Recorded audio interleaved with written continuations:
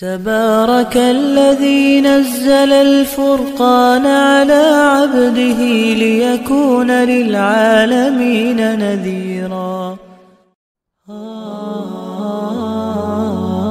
الحمد لله نحمده ونستعينه ونستغفره ونؤمن به ونتوكل عليه ونعوذ بالله من شرور أنفسنا ومن سيئات أعمالنا من يهده الله فلا مضل له ومن يضلل فلا هادي له ونشهد أن لا إله إلا الله وحده لا شريك له ونشهد أن سيدنا ومولانا محمدا عبده ورسوله أرسله إلى كافة للناس بشيرا ونذيرا وداعيا إلى الله بإذنه وسراجا منيرا. أما بعد فأعوذ بالله من الشيطان الرجيم.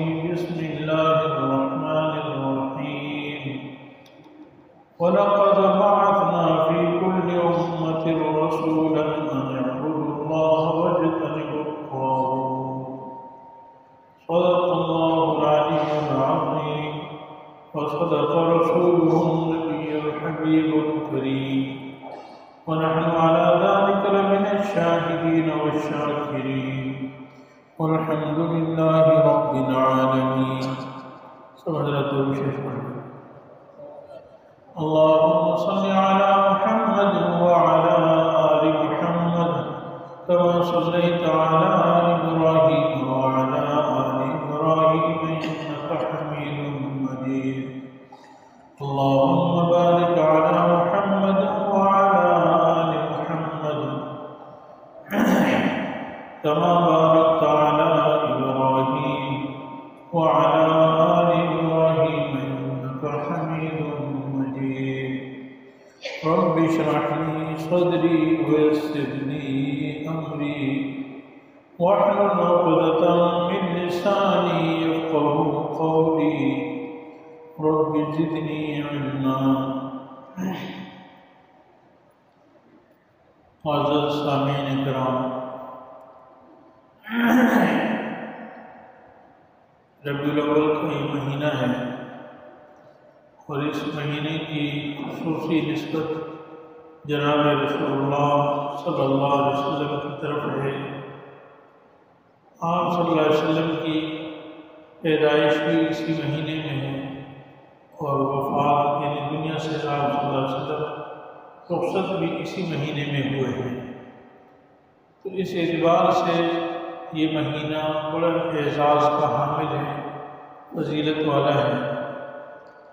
دوسری بات جو بالکل صحیح ہے اور متعین ہے وہ یہ کہ آپ صلی اللہ علیہ وسلم کی پیدائش بھی پیر کے دن ہے اور آپ صلی اللہ علیہ وسلم کی وفات بھی پیر کے دن ہے. لیکن تاریخ کیا تھی؟ ربیع الاول کے مہینے میں پیر کا دن تھا. پیدائش کی تاریخ کیا ہے؟ وفات کی تاریخ کیا ہے؟ یہ اللہ تعالیٰ کا عجیب کرشمہ ہے، قدرت ہے کہ دونوں میں اختلاف پایا ہے. صحابہ کرام رضی اللہ عنہم اجمعین نے جہاں نبی کریم صلی اللہ علیہ وسلم کی ہر ادا، ہر سنت کو محفوظ کیا اور شاید اس کائنات میں کسی انسان کی زندگی کو اتنا کبھی محفوظ نہیں کیا گیا جتنا جناب رسول اللہ صلی اللہ علیہ وسلم کی زندگی کو محفوظ کیا گیا. لیکن اس کے باوجود تاریخ کے اتنے بڑے واقعات، ایک تو آپ صلی اللہ علیہ وسلم کی پیدائش بھی کوئی عام چیز نہیں تھی. مکہ مکرمہ کے سردار جناب عبد المطلب کا ایسا بیٹا جو پہلے ہی فوت ہو چکے تھے، ان کے گھر میں پیدائش ہوئی اور آپ صلی اللہ علیہ وسلم کی پیدائش پر یعنی جناب عبد المطلب کو بہت زیادہ خوشی ہوئی اور رشتہ داروں کو بھی خوشی ہو، لیکن تاریخ بھول گئی۔ اور پھر جناب رسول اللہ صلی اللہ علیہ وسلم کی وفات کا جو دن ہے وہ تو تاریخ اسلام کا ایک عظیم دن ہے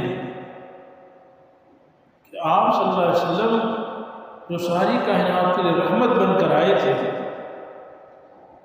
آپ صلی اللہ علیہ وسلم وحی الہی کا ذریعہ تھے، اللہ تعالیٰ سے کی طرف سے روئے زمین پر براہ راست اللہ کی رحمتیں نازل ہوتی تھیں، وہ اس دن آپ صلی اللہ علیہ وسلم دنیا سے رخصت ہوئے۔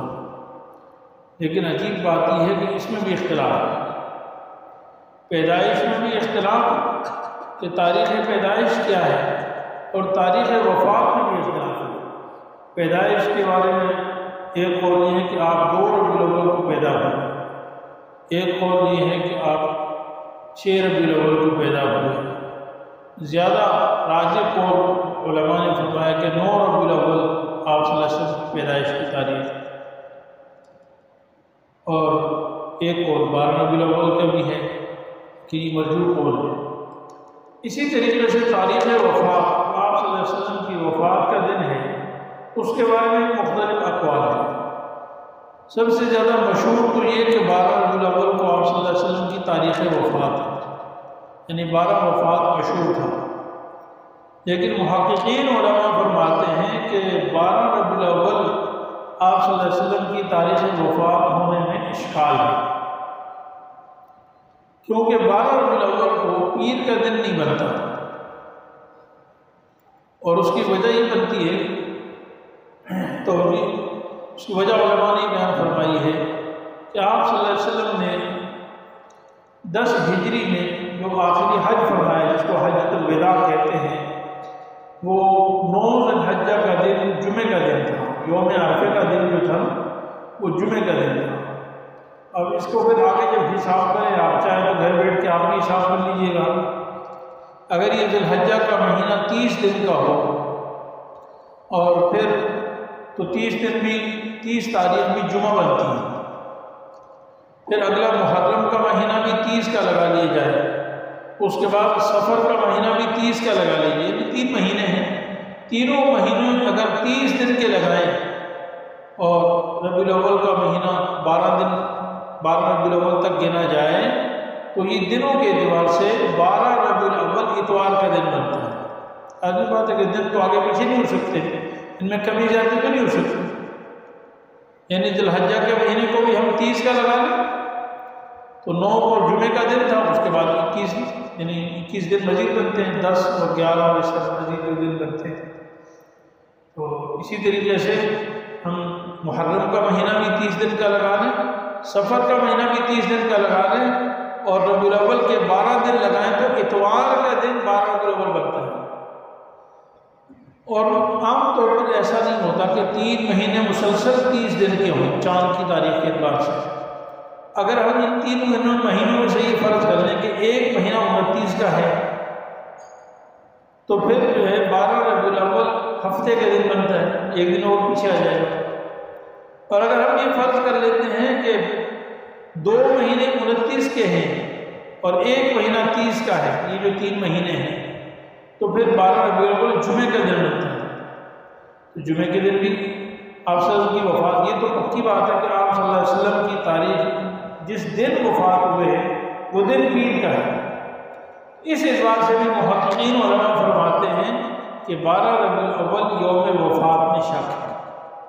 راجح قول یہ ہے کہ آپ صلی اللہ علیہ وسلم کی وفات کی تاریخ 7 یا 8 ربیع الاول ہے، اور وہ جو میں نے حساب بتایا اس کے اعتبار سے پیر کا دن بنتا ہے، یعنی ایک مہینہ اگر 29 کا شمار کریں تو پھر 7 بنتا ہے، اگر 2 مہینے 29 کے بنے شمار کریں تو 8 ربیع الاول بنتا ہے، 12۔ تو آپ صلی اللہ علیہ وسلم کی تاریخ وفات میں تاریخ میں اختلاف ہے، پیدائش میں بھی اختلاف ہے۔ علماء فرماتے ہیں کہ اس کی وجہ یہ ہے کہ اصل میں آپ صلی اللہ علیہ وسلم کی یوم تاریخ، یوم وفات اور یوم پیدائش سے متعلق شریعت کا کوئی حکم نہیں ہے۔ اگر اس سے متعلق شریعت کا حکم ہوتا اور اسلام میں تاریخوں کو منایا جاتا تو پھر اسلامی تاریخ میں کیا انسانیت کی تاریخ میں ان دنوں سے بڑا کوئی دن نہیں تھا۔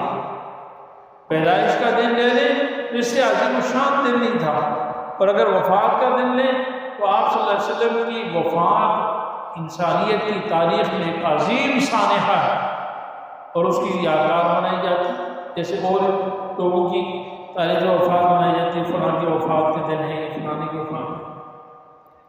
در حقیقت اسلام میں انسان کو ایام منانے کے لیے نہیں، بلکہ اسلام کی اصل جو تعلیمات ہیں وہ یہ کہ انسان کردار کا حاصل ہے، عملی اعتبار سے کام۔ دیکھیں اسلام میں 2 عیدیں منائی جاتی ہیں، عید الاضحیٰ اور عید الفطر۔ یہ بھی کوئی تاریخی یادگار نہیں ہے، عید الاضحیٰ کو فلانا واقعہ ہوا تھا، اس کی یادگار کے طور پر یہ عید منائی جاتی ہے، حدیث میں کہیں بھی ثابت نہیں۔ آپ صلی اللہ علیہ وسلم ہمارے لیے 2 عیدیں، اور ایسے عید الفطر میں فلاں کام ہوا تھا اس لیے عید الفطر منائی جاتی ہے، بلکہ علماء فرماتے ہیں کہ عید الفطر ہے وہ اصل میں ایک عظیم عبادت جو سارے مسلمان خود کرتے ہیں، وہ عبادت رمضان مبارک کے روزے رکھنے۔ جب اس سے فارغ ہوتے ہیں تو اس کی خوشی میں اللہ تعالیٰ فرماتے ہیں چلو عید الفطر کریں۔ اور عید الاضحیٰ میں ایک دوسری عظیم عبادت جو سال میں صرف ایک دفعہ اور ایک ہی دن ہوتی ہے، وہ حج کی عبادت ہے۔ جب اس سے فارغ ہوتے ہیں تو اللہ تعالیٰ نے اس کی خوشی میں عید الاضحیٰ، 9 ذی الحجہ کو حج ہوتا ہے، 10 ذی الحجہ کو عید منائی جاتی ہے۔ اس میں جو قربانی کی جاتی ہے، اصل قربانی کا نام عید نہیں ہے، عید تو خوشی میں کی جاتی ہے، وہ عبادت کی خوشی میں کی جاتی ہے۔ البتہ قربانی حضرت ابراہیم علیہ السلام کی سنت ہے اور اس کی یاد ہے، لیکن علماء فرماتے ہیں کہ اس دن عید کے دن قربانی ہونا یہ کہیں حدیث سے ثابت نہیں۔ حضرت ابراہیم علیہ السلام نے اپنے اکلوتے بیٹے حضرت اسماعیل علیہ السلام کو ذبح کرنے کی جو عظیم قربانی کی تھی اور کوشش کی تھی، اور اس کے بدلے میں اللہ تعالیٰ نے مینڈھا عطا فرمایا تھا، وہ بھی یہ ثابت نہیں کہ وہ دن کون سا تھا، تاریخ کون سی تھی، وہ عید کے دن نہیں ہے۔ تو بہرحال عرض یہ کرنے کا ہے کہ اسلام اصل میں ہمیں یہ تعلیم دیتا ہے کہ ہم رسول اللہ صلی اللہ علیہ وسلم کی اصل سیرت کو اپنائیں۔ جس مقصد کے لیے سارے انبیاء علیہ السلام دنیا میں آیا کرتے تھے، اس مقصد نبوت کو اپنانا چاہیے۔ مقصد نبوت قرآن حدیث میں بالکل واضح ہے۔ چند مقاصد میں آپ کے سامنے بیان کرتا ہوں۔ اللہ تعالیٰ ہمیں تمام انبیاء علیہ السلام کے جو بعثت کے مقاصد ہیں، جناب رسول اللہ صلی اللہ علیہ وسلم کے دنیا میں آنے کے جو مقصد ہے، اللہ تعالیٰ ہمیں اس پہ عمل کرنے کی توفیق عطا فرمائے۔ دیکھیے انبیاء علیہ السلام کے دنیا میں آنے کا بعثت کا سب سے بڑا مقصد، بنیادی مقصد جو تمام انبیاء علیہ السلام کا مشترکہ ہے، وہ اللہ تعالیٰ کی توحید کی دعوت دینا ہے، اللہ تعالیٰ کی وحدانیت کا درس دینا ہے اور لوگوں کو شرک سے بچانا ہے۔ قرآن کریم میں اللہ تعالیٰ ارشاد فرماتے ہیں وَلَقَدْ بَعَثْنَا فِي كُلِّ أُمَّةٍ رَسُولًا أَنِ اعْبُدُوا اللَّهَ وَاجْتَنِبُوا الطَّاغُوتَ۔ ہم نے ہر امت میں نبی کو بھیجا اور صرف یہ پیغام دے کر بھیجا کہ ایک اللہ کی عبادت کرو اور شرک سے بچو۔ ہر امت میں ہم نے جو نبی بھیجا اس کو یہ پیغام دیا، یہ اس کے بعثت کا مقصد تھا کہ جا کر انسانیت کو یہ بتاؤ کہ اللہ تعالیٰ کی توحید اپناؤ اور شرک سے دور رہو۔ یہ ہر نبی نے آتا ہے۔ اب اگر ایک آدمی عشق مصطفیٰ کی بات کرتا ہے، محبت رسول کی بات کرتا ہے، لیکن شرک میں مبتلا ہے، کفر میں مبتلا ہے، بے دینی میں مبتلا ہے، اور کہتا میں عاشق رسول ہوں، آپ بتائیں کیسے عاشق رسول ہو سکتا ہے؟ وہ تو انبیاء، سارے انبیاء علیہ السلام کی بعثت کے مقصد کے خلاف ہے۔ قرآن کریم میں اللہ تعالیٰ نے انبیاء علیہ السلام کی اس دعوت کو بارہا ذکر فرمایا۔ فرمایا وَمَا أَرْسَلْنَا مِن قَبْلِكَ مِن رَّسُولٍ إِلَّا نُوحِي إِلَيْهِ أَنَّهُ لَا إِلَٰهَ إِلَّا أَنَا فَاعْبُدُونِ۔ ہم نے آپ سے پہلے جتنے بھی انبیاء بھیجے ہیں، ان سب انبیاء کو ایک ہی تعلیم دی ہے، ایک ہی سبق دیا ہے، ایک ہی مقصد ان کو دیا ہے کہ جا کر ساری کائنات کو بتا دو لا الہ الا انا، میرے سوا کوئی مشکل کشا نہیں، میرے سوا کوئی حاجت روا نہیں، میرے سوا کوئی اولاد دینے والا نہیں، میرے سوا کوئی بیماریاں لانے والا نہیں، میرے سوا کوئی عزت دینے والا نہیں، میرے سوا کوئی ذلت دینے والا نہیں، ساری کائنات کا میں خالق و مالک ہوں۔ فاعبدون، میری ہی عبادت کرو، مجھ ہی سے محبت کرو۔ یہ سارے انبیاء نے سمجھا۔ قرآن کریم میں اللہ تعالیٰ نے مختلف انبیاء علیہ السلام کی دعوت کو بار بار ذکر فرمایا۔ 8ویں پارے میں اللہ تعالیٰ فرماتا ہے لقد ارسلنا نوحا الى قومه فقال يا قوم اعبدوا الله ما لكم من اله غيره انی اخاف علیکم عذاب یوم عظیم۔ ہم نے نوح علیہ السلام کو اپنی قوم میں بھیجا، انہوں نے اپنی قوم کو جا کر دعوت دی، یا قوم اعبدوا اللہ، اے میری قوم ایک اللہ کی عبادت کرنا، تمہارا اللہ کے سوا کوئی مشکل کشا نہیں، اللہ کے سوا کوئی حاجت روا نہیں، اللہ کے سوا کوئی نفع دینے والا نہیں، اللہ تعالیٰ کے سوا تمہیں کوئی نقصان دینے والا نہیں۔ پھر اس کی اگلی صورت، اگلی رکوع ہے وَإِلَىٰ عَادٍ أَخَاهُمْ هُودًا قَالَ يَا قَوْمِ اعْبُدُوا اللَّهَ مَا لَكُم مِّنْ إِلَٰهٍ غَيْرُهُ۔ قوم عاد کی طرف حضرت ہود علیہ السلام کو بھیجا، اور ان کا بھی ایک ہی پیغام تھا، ایک ہی دعوت تھی، اے میری قوم صرف ایک اللہ کی عبادت کرو، سجدہ صرف اسی کے سامنے کرو، اسی کو حاجت روا سمجھو، اسی کو مشکل کشا سمجھو، توہم میں مت پڑو، اندھیروں سے مت ڈرو، دن سے مت ڈرو، پتھروں سے اور لکڑیوں سے بنائے ہوئے تراشے ہوئے بتوں کی پوجا مت کرو، اس لیے کہ اللہ کے سوا کوئی عبادت کے لائق نہیں ہے۔ پھر فرمایا وَإِلَىٰ ثَمُودَ أَخَاهُمْ صَالِحًا، قوم ثمود کی طرف ہم نے صالح علیہ السلام کو نبی بنا کر بھیجا، ان کی بھی یہی دعوت، قَالَ يَا قَوْمِ اعْبُدُوا اللَّهَ مَا لَكُم۔ وَإِلَىٰ مَدْيَنَ أَخَاهُمْ شُعَيْبًا، حضرت شعیب علیہ السلام کو قوم مدین کی طرف نبی بنا کر بھیجا، قَالَ يَا قَوْمِ اعْبُدُوا اللَّهَ مَا لَكُم مِّنْ إِلَٰهٍ۔ سورہ شعراء ہے، اس میں کئی انبیاء علیہ السلام کا ذکر ہے اور سب کی ایک ہی دعوت ہے۔ كذبت قوم نوح المرسلين إذ قال لهم أخوهم نوح ألا تتقون إني لكم رسول أمين فاتقوا الله واعبدون، اللہ سے ڈرو اور اس کی عبادت کرو، اس کے ساتھ کسی کو شریک نہ ٹھہراؤ۔ وما أسألكم عليه من أجر إن أجري إلا على رب العالمين۔ تو میرے عزیز بھائیوں، انبیاء علیہ السلام کے دنیا میں آنے کا ایک مقصد ہے کہ ساری کائنات ایک اللہ کی عبادت کرے اور اللہ کے ساتھ کسی بھی چیز میں کسی کو شریک نہ ٹھہرائے۔ یہ جو آج مسلمان، عجیب بات یہ ہے کہ وہ مولانا تھانوی رحمۃ اللہ علیہ فرماتے ہیں کہ مسلمانوں کو تو یہ سبق دیا گیا ہے کہ ایک اللہ سے، اور سب سے زیادہ مسلمان ہی توہم پرستی کے شکار ہیں۔ یہ مسلمانوں میں کسی نے تو انگوٹھیاں پہنی ہیں سبز رنگ کی، کسی نے دوسرے رنگ کی، جی اس سے نفع ہوتا ہے، اس سے نقصان ہوتا ہے، اس سے روزی میں برکت آتی ہے، اس میں گناہ آتا ہے۔ اور کوئی جو ہے صبح سویرے کہتا ہے جی اچھا گاہک لگ گیا تو پورا دن اچھا گزرتا ہے، اور صبح سویرے اگر کوئی ادھار والا آ گیا تو پورا دن منحوس ہوتا ہے۔ یہ غیر اللہ سے امیدیں لگائیں گے، یہ بدفعلیاں، نیکفعلیاں، بدفعلیاں، یہ سب اسلام میں نہیں ہے۔ تو ایک پہلا مقصد انبیاء علیہ السلام کی دنیا میں آنے کا وہ یہ کہ ساری کائنات ایک اللہ کی بندگی کرے۔ اگر ہم رسول اللہ صلی اللہ علیہ وسلم سے محبت کرتے ہیں اور سارے انبیاء علیہ السلام سے محبت کرتے ہیں تو پھر ہمیں اپنا ایمان درست کرنا ہے۔ إِنَّ هَٰذِهِ أُمَّتُكُمْ أُمَّةً وَاحِدَةً وَأَنَا رَبُّكُمْ فَاتَّقُونِ، دوسری جگہ وَأَنَا رَبُّكُمْ فَاعْبُدُونِ۔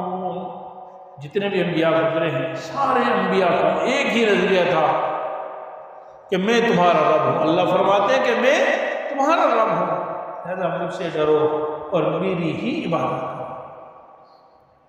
قرآن کریم میں فرمایا انبیاء علیہ السلام کی دنیا میں آنے کا دوسرا مقصد فرمایا وَمَا نُرْسِلُ الْمُرْسَلِينَ إِلَّا مُبَشِّرِينَ وَمُنذِرِينَ رُسُلًا مُبَشِّرِينَ وَمُنذِرِينَ إِنَّا أَرْسَلْنَاكَ شَاهِدًا وَنَذِيرًا۔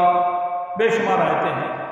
سارے انبیاء کو ہم نے اس لیے بھیجا کہ تاکہ نیک اعمال کرنے والوں کو جنت کی بشارت سنائیں اور برے اعمال کرنے والوں کو جہنم کی بشارت سنائیں۔ یعنی انبیاء علیہ السلام کے دنیا میں آنے کا مقصد کیا ہے؟ ہمیں نیک راستے کی ترغیب دینا ہے اور برے راستے سے ہمیں روکنا۔ یہ بعثت انبیاء کا مقصد ہے۔ میرے عزیز بھائیوں، اگر آج میں اور آپ بھی یہی کرتے ہیں، ہم لوگوں کو نیکی پر حوصلہ دیتے ہیں، اس کا ساتھ دیتے ہیں، اس کی ہمت بڑھاتے ہیں، بھائی کرو شاباش، تم نے یہ نیک کام شروع کیا، ہمت نہیں ہارنی، پیچھے نہیں ہٹنا، حوصلہ نہیں ہارنا، میں آپ کے ساتھ ہوں، میں آپ کا ساتھ دیتا ہوں، مالی ضرورت ہے، جانی ضرورت ہے، فلاں چیز کی ضرورت ہے، کوئی پرواہ نہیں کرو، میں آپ کے ساتھ ہوں، اس پر جنت ملے گی، کرنا ہے، پیچھے نہیں ہٹنا۔ اور برے اعمال کرنے والوں کو ڈرانا ہے، دیکھو بھائی نہیں کرو، یہ بہت گناہ ہے، اس سے اللہ ناراض ہوتے ہیں، اسی جہنم کا راستہ ہے، یہ شیطان کا راستہ ہے، یہ اللہ کی ناراضگی کا راستہ ہے، یہ ہلاکت و بربادی کا راستہ ہے، اس سے بچو۔ یہ انبیاء کا طریقہ ہے۔ آج میں اور آپ کیا کرتے ہیں؟ اگر کوئی نیک راستے پہ چلنا شروع کر دے تو ہر آدمی خود چلے نہ چلے اس کی ٹانگ کھینچنے کے لیے ہم تیار ہوتے ہیں۔ ہر آدمی اس کو سبق دینا شروع کرتا ہے، اتنا صوفی نہیں بنتے، اتنا بزرگی اچھی نہیں، تھوڑا سمجھدار بنو، ایسے چالاکی، تمہارے اندر چالاکی نہیں، تم تو بیوقوف ہو، تمہیں جھوٹ بولنا نہیں آتا، تمہیں دھوکہ دینا نہیں آتا، تمہیں فریب نہیں آتا، تمہیں کاروبار میں اور اس میں الٹی سیدھی باتیں کرنا نہیں آتی۔ ہم یہ چاہتے ہیں کہ وہ بڑا سمجھدار ہے، جو ابا گھر کے اندر ہو اور بیٹا باہر جا کر دروازے پہ کہہ دے کہ جی ابا نہیں ہے گھر کے، یہ سمجھدار ہے نا، دیکھو ہوشیاری والی بات ہے۔ مٹی کی چیز کو پتھر بتا دیں اور پتھر سے بنی چیز کو مٹی بتا دیں، ہم کہتے ہیں یہ سمجھدار ہے، ہوشیار ہے۔ 2 سے 2 4 پیسے زیادہ کرنا آتا ہے، کہتے ہیں یہ ہوشیار ہے۔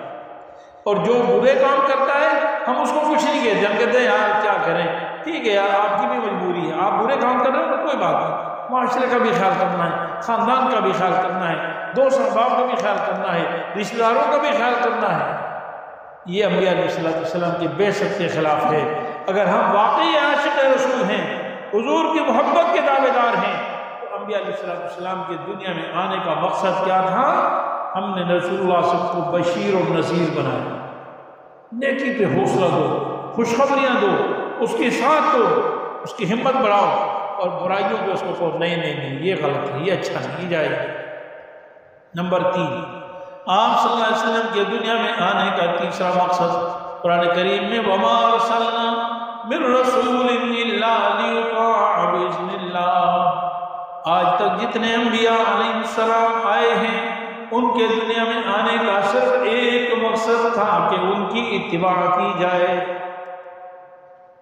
یعنی آپ صلی اللہ علیہ وسلم دنیا میں جو آئے ہیں صرف بابا کے نعروں کے لیے نہیں آئے، میں اور آپ بابا کے نعرے لگائے، میں عاشق رسول، میں یہ اور میں یہ، نہیں، آپ صلی اللہ علیہ وسلم کے آنے کا اصل مقصد اطاعت ہے، فرما برداری ہے۔ دیکھیے مثال کے طور پر میں یہاں آیا ہوں بیان کے لیے، اب آپ سب ماشاءاللہ بیان سن رہے ہیں، یہ مقصد پورا ہو رہا ہے جس مقصد کے لیے میں آیا بیان سن رہے ہیں، اللہ تعالیٰ ہم سب کو عمل کی توفیق بھی عطا فرمائے، ہم سب کی مغفرت کا ذریعہ بنائے۔ لیکن اگر میں بیان کے لیے بیٹھا ہوں اور آپ یہاں شور کرنا شروع کر دیں اور کہتے ہیں واہ واہ واہ واہ واہ واہ، شور کرنے کہتے ہیں بھائی میرا بیان تو سنو، میں آیا تو بیان سننے کے لیے ہوں، آپ میرا بیان ہی نہیں سن رہے ہیں اور شور مچا رہے ہو۔ آپ کہتے ہیں زندہ باد زندہ باد مردہ باد، نعرے لگائے، تو مقصد کے خلاف ہے۔ اللہ تعالیٰ فرماتے ہیں ہم نے جتنے انبیاء علیہ السلام بھیجے ہیں تو اس لیے بھیجے کہ ان کی اتباع کی جائے۔ فرمایا قُلْ إِن كُنتُمْ تُحِبُّونَ اللَّهَ فَاتَّبِعُونِي يُحْبِبْكُمُ اللَّهُ۔ آپ ان سب کو کہہ دو اگر اللہ سے محبت کے تمہارا دعویٰ ہے پھر میرے پیچھے آؤ، میرے پیچھے آ جاؤ۔ وَأَنَّ هَذَا صِرَاطِي مُسْتَقِيمًا فَاتَّبِعُوهُ، یہ میرا راستہ بالکل سیدھا ہے، میرے پیچھے چلو۔ تو اگر حضور صلی اللہ علیہ وسلم سے ہمیں محبت ہے تو زندگی کی ہر موڑ پر عبادات، عقیدہ، سب سے پہلے عقیدہ، عبادات، معاملات، یہ جو ہم خرید و فروخت وغیرہ کرتے ہیں، معاشرت، بیوی کے حقوق، والدین کے حقوق، بچوں کے حقوق، پڑوسی کے حقوق، رشتہ داروں کے حقوق، کمزوروں کے حقوق، بڑوں کے حقوق، طاقتور کے حقوق، اور اسی طرح اخلاق، دوسرے انسان کے ساتھ اچھا برتاؤ کرنا، ایثار، قربانی، ہمدردی، شکر، رضا بالقضاء، تواضع، برے اخلاق سے بچنا، تکبر سے، حسد سے، نفرت سے، بغض سے، ان کینوں سے اپنے آپ کو بچانا۔ اور ایسی سیاست، جناب رسول اللہ صلی اللہ علیہ وسلم نے جو سیاست فرمائی اس طرح کی سیاست، حکومت عدل و انصاف، جو صرف رسول اللہ صلی اللہ علیہ وسلم نے خود نہیں کی، سیاست و حکومت خود نہیں فرمائی، بلکہ آپ صلی اللہ علیہ وسلم نے اپنے بعد 30 سال تک خلفاء چھوڑے۔ آپ نے خود فرمایا کہ میرے بعد 30 سال تک خلافت ہوگی۔ 30 سال تک کیا ہوگی بھائی؟ خلافت۔ خلافت کا مطلب ہے جو بھی شخص آئے گا 30 سال تک حکمران، اس میں خلافت کا انداز، طرز و طریق وہی ہوگا جو نبی کا طریقہ ہوتا ہے۔ وہ کہ سیاست و حکومت سمجھانے کے لیے آپ صلی اللہ علیہ وسلم نے 30 سال تک اپنے خلفاء چھوڑے۔ 30 سال سیدنا ابوبکر صدیق، سیدنا عمر فاروق، سیدنا عثمان غنی، سیدنا علی المرتضی، سیدنا حسن رضی اللہ عنہ۔ یہ حسن رضی اللہ عنہ کی 6 ماہ کی جو خلافت ہے اس پر 30 سال پورے ہو جاتے ہیں۔ تو آپ صلی اللہ علیہ وسلم کی سیاست و حکومت کیسی تھی، آپ کے معاملات کیسے تھے، آپ کے اخلاق کیسے تھے، یہ جب تک نہیں ہوگا تو نبی کے آنے کا بعثت کا مقصد نہیں پورا ہوتا۔ صرف نعرہ لگانا، آپ سب کا اٹھنا بیٹھنا چلنا پھرنا کھانا پینا شادی بیاہ غم کس طرح تھا، بہت آسان طریقہ ہے۔ آج جب ہم شادی بیاہ ہوتے ہیں تو کہتے ہیں رسم کیا ہے، رواج کیا ہے۔ ہمارے ایک دوست تھے، ان کی حالیہ کا انتقال ہوا تو کچھ لوگوں نے کہا بھائی تیجے کا اعلان کر دیں، 40ویں کا اعلان کر دیں۔ تو انہوں نے کہا کہ میں تو بیرون ملک رہتا ہوں اور شریعت کا مجھے زیادہ پتہ بھی نہیں ہے، کویت میں رہتے تھے اس زمانے میں، تو مجھے شریعت کا زیادہ پتہ نہیں، میں بھی جنازے میں تھا۔ تو کہا مفتی صاحب سے پوچھیں جو سنت عمل ہے وہ کرنا ہے، انشاءاللہ جو سنت عمل ہے وہ کرنا ہے۔ تو جنازہ ہو گیا تھا، تدفین بھی ہو گئی، تو بعد میں آئے، کہا مفتی صاحب آپ بتا دیں تیجے کا سنت عمل کیا ہے، 40ویں کا سنت عمل کیا ہے۔ میں نے کہا سنت تو ہے ہی نہیں، یہ تو بدعت ہے۔ بس جب سنت نہیں تو چھوڑو۔ اللہ تعالیٰ ہمیں بھی وہ جذبہ عطا فرمائے کہ ہم میں سے ہر شخص کا یہ جذبہ ہو کہ بھئی جو حضور نے کیا میں نے وہ کرنا ہے، حضور نے نہیں کیا میں نے وہ نہیں کرنا، جو حضور نے کیا وہ میں کرنے کے لیے تیار۔ تو انبیاء کے آنے کا مقصد اطاعت ہے۔ نمبر 4، انبیاء علیہ السلام کے دنیا میں آنے کا مقصد ایک ہی جگہ اللہ تعالیٰ نے 4 مقاصد بیان فرمائے ہیں، اور جناب رسول اللہ صلی اللہ علیہ وسلم کے وہ 4 مقصد بیان فرمائے ہیں۔ قرآن کریم میں تقریباً 4-5 جگہ یہ مضمون ہے اور ایک ہی جیسا مضمون ہے۔ ایک مقصد ان میں سے یہ تعلیم الکتاب، حضور صلی اللہ علیہ وسلم بلکہ تلاوت قرآن۔ آپ سب کو دنیا میں آنے کا مقصد ہے کہ قرآن صحیح آتا ہو، قرآن کے الفاظ عربی میں پڑھنے آتے ہو، انگریزی میں، سندھی میں، پشتو میں، پنجابی میں قرآن نہ پڑھے بلکہ قرآن عربی لہجے میں پڑھے۔ فرمایا اقرؤوا القرآن اقرؤوا القرآن بلحون العرب، قرآن پڑھو عربی لہجے۔ یہ نبی کے آنے کا مقصد ہے۔ ربنا وابعث فیہم رسولا منہم یتلو علیہم آیاتک لقد من اللہ علی المؤمنین اذ بعث فیہم رسولا من انفسہم یتلو علیہم آیاتک۔ تو پہلا ایک مقصد نبی صلی اللہ علیہ وسلم کے آنے کا قرآن کریم کی صحیح تلاوت۔ پھر عزیز بھائیو، اگر ہم یہ صحیح کرتے ہیں پھر ٹھیک ہے۔ اگر ہم دنیا کے ہر کام میں ماہر ہیں، ABC میں بڑے ماہر ہیں، بڑے آپ ڈاکٹر بنے، انجینئر بنے، لیکن بنیادی بات یہ ہے کہ مسلمان بنائیں نہیں بنائیں۔ میرا نبی کے آنے کا مقصد یہ ہے لوگوں کو قرآن صحیح تلاوت کر کے سنائیں اور لوگ قرآن صحیح تلاوت کریں۔ مجھے اور آپ کو اگر قرآن کی تلاوت صحیح نہیں آتی، آپ کو تو معلوم ہے ہمارے ملک کے بڑے بڑے وزراء کو قل هو اللہ تک نہیں آتی، تو یہ کہیں دوسرے ملک سے نہیں آئے، یہ بھی ہمارے معاشرے کے لوگ ہیں، تو ہمارا بھی یہی حال، یہ تو ہمارے ترجمان ہیں۔ ہم میں سے کتنے نمازی ہیں جو نماز پڑھتے پڑھتے بوڑھے ہو گئے، قرآن صحیح نہیں آتا، نماز کا سبق صحیح نہیں آتا۔ نمبر 2، رسول اللہ صلی اللہ علیہ وسلم کی بعثت کا دوسرا مقصد، ایک ہی آیت میں 4 مقصد بیان فرمائے ہیں۔ ان میں سے دوسرا بعثت کا مقصد فرمایا کہ وَيُعَلِّمُهُمُ الْكِتَابَ، قرآن کریم کی تعلیم ہے۔ یہ تو قرآن کریم پورا بھرا پڑا ہے، قرآن کریم کا ترجمہ آئے، اس کی تفسیر آئے، اس کا معنی آئے، اس کا مطلب آئے۔ یہ قرآن نبی صلی اللہ علیہ وسلم کے دنیا میں آنے کا مقصد ہے۔ نمبر 3 فرمایا کہ والحکمہ، نبی صلی اللہ علیہ وسلم کے دنیا میں آنے کا ایک مقصد یہ بھی ہے کہ آپ لوگوں کو حکمت کی اور حدیث کی تعلیم دیں۔ حدیث بھی ہمیں پڑھی ہو، ہمیں آتی ہو، سمجھتے ہو۔ نمبر 4 وَيُزَكِّيهِمْ، نبی صلی اللہ علیہ وسلم کے دنیا میں آنے کا ایک مقصد یہ بیان فرمایا کہ لوگوں کے عقائد ٹھیک کریں، لوگوں کا تزکیہ کریں، اخلاق ٹھیک ہو، شرک سے، کفر سے، تکبر سے، حسد سے، بغض سے، نفرت سے، تعصب سے پاک کریں دیں، رنگ نسل کی بڑھوتری اور فوقیت کو ختم کر دیں۔ آپ صلی اللہ علیہ وسلم نے حجۃ الوداع میں اعلان فرمایا کہ میں عرب ہوں، لیکن کسی عربی کو اجمی پر کوئی فضیلت نہیں، کسی گورے کو کالے پر کوئی فضیلت نہیں، کسی عرب کو عجم پر فضیلت نہیں، سب برابر ہیں ایک کلمہ طیبہ کے سامنے، لا الہ الا اللہ محمد رسول اللہ کے جھنڈے کے تحت سب مسلمان بھائی بھائی۔ یہ رسول اللہ صلی اللہ علیہ وسلم کے بعثت کے مقاصد ہیں۔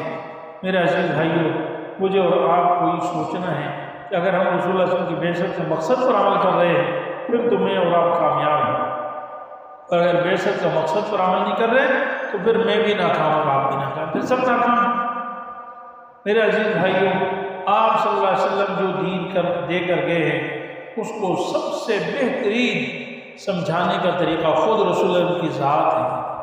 قرآن کریم آسمان سے صرف کتابی شکل میں نہیں نازل ہوا، بلکہ قرآن کریم کو اللہ تعالیٰ نے نبی پر نازل فرمایا۔ وَإِنَّهُ لَتَنزِيلُ رَبِّ الْعَالَمِينَ نَزَلَ بِالرُّوحِ الْأَمِينِ۔ اللہ تعالیٰ یوں بھی تو کر سکتے تھے نا کہ آسمان سے ایک کتابی شکل میں قرآن پورا نازل فرما دیتے، تورات جیسے آئی تھی، لیکن وہ بھی حضرت موسیٰ علیہ السلام پر آئی تھی، لیکن اللہ تعالیٰ نے نبی پر نازل فرمایا ہے تاکہ نبی اس کا نمونہ بنے، نبی سمجھائے کہ قرآن میں جو کہا گیا نماز پڑھو تو نماز کس طرح پڑھنی ہے، تو نماز کس طرح سیکھنی ہے۔